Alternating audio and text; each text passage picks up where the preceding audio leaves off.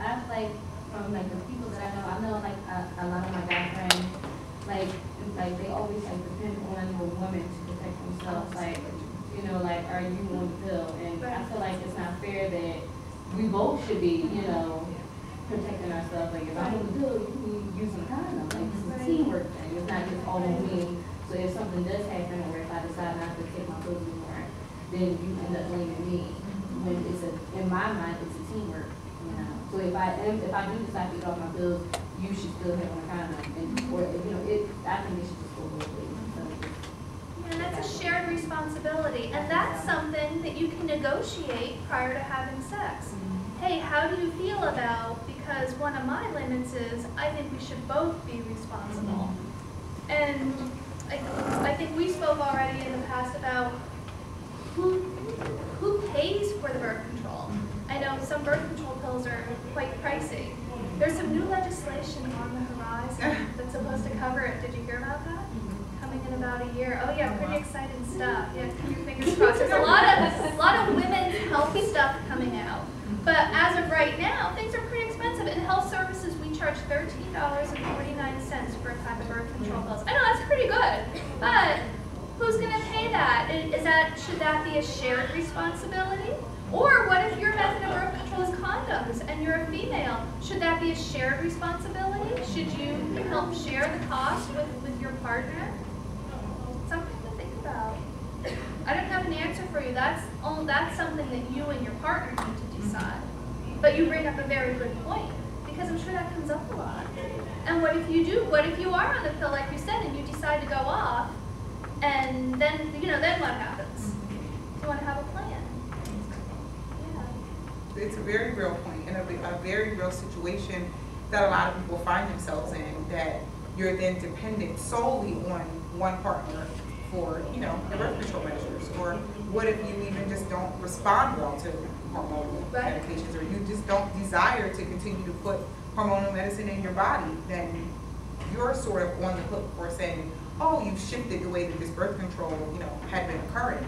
And so it most certainly is a very important conversation.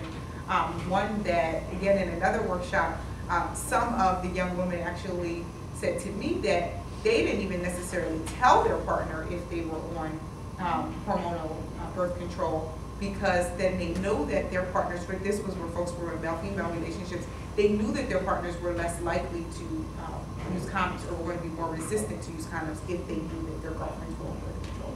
And so there are so many layers and so many elements that, again, come back to communication, but it's, what's your game plan? What are you going to do to sort of work through these things when you find yourselves in these situations?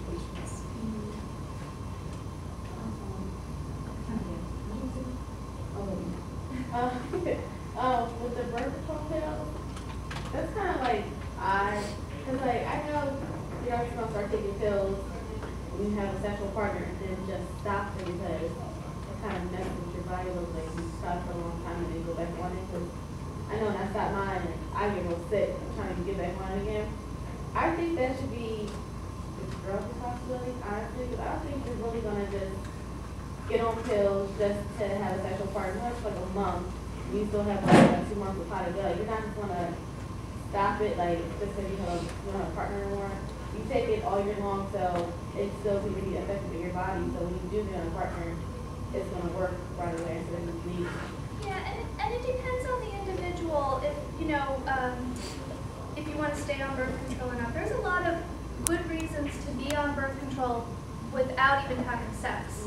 There's a lot of pros to being on a hormonal method of birth control pill. But some people feel that they only want it in the context of a relationship. And that's okay too. It depends on the individual.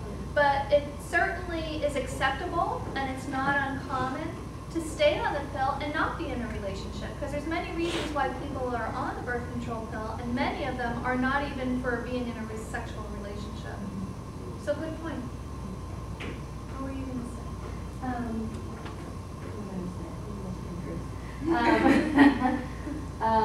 Back on the responsibility issue, I also I know that a lot of my guy friends they always have a condom in their wallet, so you never know. They do. But I also think that it's wise for women to also have protection on them too, because you never know, just in case your partner doesn't have protection, you know, okay, I have mine. So I think it's, on that note, it's responsible for the whole family. And I think that goes along with what you said about taking personal responsibility. Yeah. Yes. Something that's going to say in response to that is, if you have any friends putting condoms in the water, that's hands down the dumbest thing you can do. Because you run around over the course of a month, I don't know how long, if you really expect to have sex just on the spot like that. Well, they don't have sex like every day. No, I know, but it's like you have a condom in your pocket, like, of course it's going to get messed up. Like, I think you should let them know, hey, you know, it's just, I know people can do it, I always, it's annoying. Yeah, it's not the safest place to keep one there. But, yeah, did you ever read the directions? There's like 10 different steps regarding condom care.